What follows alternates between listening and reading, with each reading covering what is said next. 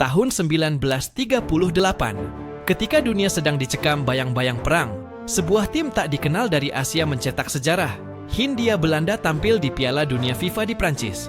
Tapi jangan bayangkan, sorak-sorai merah putih atau teriakan Indonesia Raya di Stadion Megah. Mereka datang tanpa bendera bangsa sendiri.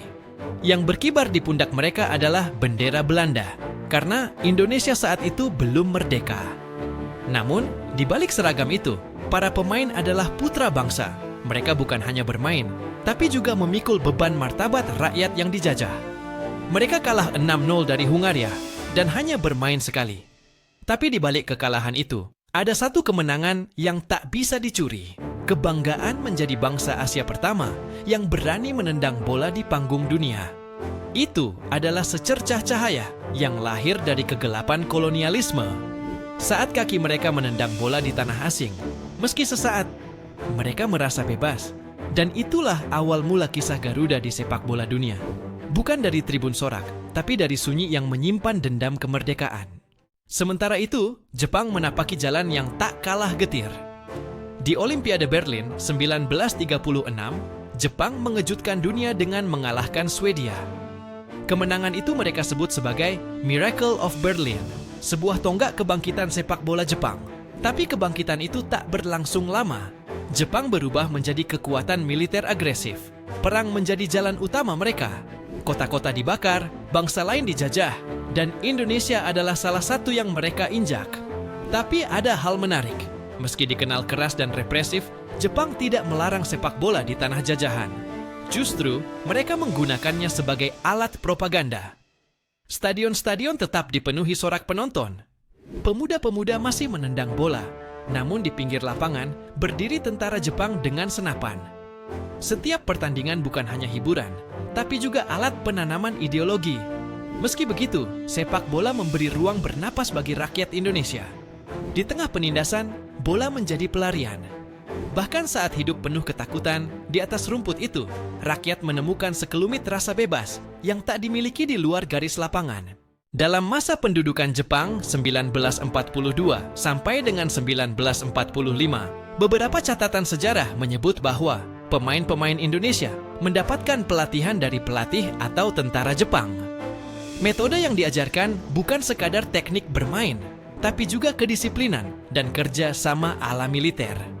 Jepang memperkenalkan latihan keras, sistematis, dan mental tempur. Ironis, karena di tengah penjajahan itulah benih profesionalisme dalam sepak bola Indonesia justru mulai tumbuh. Beberapa tokoh sepak bola bahkan menjadi penghubung antara komunitas olahraga lokal dengan pemerintahan Jepang. Bukan karena mereka mendukung penjajah, tapi karena hanya dengan cara itu, mereka bisa menyelamatkan dan mempertahankan eksistensi olahraga Indonesia. Saat Jepang berbicara tentang Asia Timur Raya, mereka menjadikan olahraga sebagai medium penyatuan budaya Asia dalam balutan dominasi Jepang. Tapi bagi Indonesia, setiap tendangan bola, setiap pertandingan antar kampung adalah perlawanan diam. Tidak dengan peluru, tapi dengan bola. Sebab sepak bola tak hanya tentang skor. Ia juga tentang eksistensi. Tentang suara yang tak bisa dibungkam. Tahun 1945 menjadi titik balik bagi kedua bangsa. Indonesia memproklamasikan kemerdekaan setelah Jepang menyerah kepada sekutu. Sementara Jepang, negara adidaya Asia itu, hancur lebur. Hiroshima dan Nagasaki tinggal abu. Namun dari kehancuran, Jepang membangun ulang segalanya, termasuk sepak bolanya. Mereka mengirim pemain ke luar negeri, belajar taktik dari Eropa, menyerap budaya sepak bola profesional. Tahun 1993, J-League resmi lahir. Sejak saat itu, Jepang tak lagi dipandang sebelah mata. Mereka lolos ke Piala Dunia, menaklukkan Jerman dan Spanyol, bahkan mengalahkan Brasil di laga persahabatan. Sementara Indonesia, kita seperti berjalan di tempat. Konflik federasi, intervensi politik, minim pembinaan usia muda, semua menghambat laju Garuda. Stadion kita masih penuh, supporter masih fanatik, tapi prestasi belum juga terbang tinggi. Perjalanan dua bangsa ini menunjukkan kontras tajam.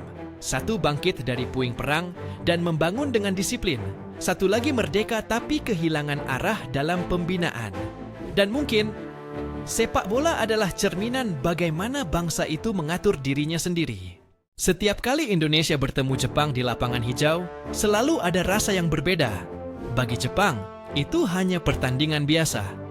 Tapi bagi Indonesia, itu seperti membuka lembaran lama yang belum selesai ditulis. Mungkin karena kita pernah dijajah. Mungkin karena kita pernah bermimpi jadi raksasa Asia sebelum mereka.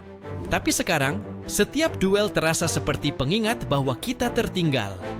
Meski begitu, ada hal yang tak pernah hilang dari Garuda, semangat.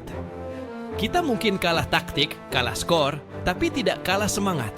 Stadion tetap penuh, bahkan ketika peluang menang nyaris nol. Para pemain tetap dicintai, walau gagal bawa pulang trofi. Karena bagi bangsa ini, sepak bola bukan hanya soal kemenangan, tapi soal harapan. Ketika Indonesia mencetak gol, kita merasa menang atas segala penderitaan. Ketika Garuda menangis, kita menangis bersamanya. Dan ketika kita kalah, kita tetap bangga. Karena semangat tidak pernah mati. Di setiap pertemuan dengan Jepang, kita tidak hanya melihat lawan di lapangan, tapi juga bayangan sejarah. Dan itu membuat pertandingan jadi lebih dari sekadar olahraga. Hari ini, Jepang melaju jauh di dunia sepak bola. Mereka punya sistem pembinaan usia dini yang rapi, liga profesional yang kuat, dan pemain-pemain yang bersinar di Eropa. Kita masih berjuang mencari konsistensi. Tapi jangan salah, sejarah belum usai. Kita adalah bangsa yang pernah tampil di Piala Dunia saat Jepang belum dikenal. Kita punya warisan semangat yang tak mudah padam. Dan harapan itu masih ada. Di setiap anak kecil yang menendang bola di gang sempit. Di setiap stadion yang bergemuruh. Di setiap gol yang kita rayakan, meski hanya di turnamen kecil. Selama Garuda masih ada di dada, dan selama mimpi belum mati, kita akan terus berjuang. Sepak bola Indonesia mungkin belum besar di mata dunia, tapi besar di hati rakyatnya. Dan mungkin, suatu saat nanti, saat Garuda benar-benar terbang tinggi, pertandingan melawan Jepang tak lagi jadi kenangan masa lalu, melainkan babak baru yang ditulis dengan bangga. Mereka menyebut kita lemah, kita tertinggal, kita hanya penonton di panggung Asia, tapi sejarah tak pernah berdiri diam. Jepang pernah bangkit dari kehancuran mutlak. Dan kita adalah bangsa yang pernah melangkah lebih dulu, walau tak dikenal dunia. Kini saatnya membuka lembar baru, bukan dengan nostalgia, tapi dengan aksi. Bukan dengan tangisan, tapi dengan mimpi yang dipertahankan. Sepak bola Indonesia adalah nyawa, adalah semangat, adalah kebanggaan yang tidak bisa dibeli dengan skor. Kita sudah pernah ke Piala Dunia. Kita bisa lagi. Mungkin hari ini kita kalah. Tapi ingat, bahkan kekalahan pun bisa jadi titik balik kemenangan. Jika Jepang bisa bangkit dari puing perang, kita pun bisa bangkit dari puing kegagalan.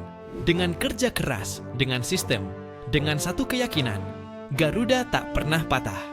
Pernahkah kamu bayangkan bagaimana rasanya melihat Garuda mengalahkan Samurai di kualifikasi Piala Dunia? Follow and share jika kamu percaya bahwa sepak bola Indonesia bisa bangkit. Tulis di komentar, Garuda bangkit, kalau kamu bagian dari generasi yang tak mau menyerah. Karena ini bukan sekadar pertandingan, ini tentang harga diri sebuah bangsa.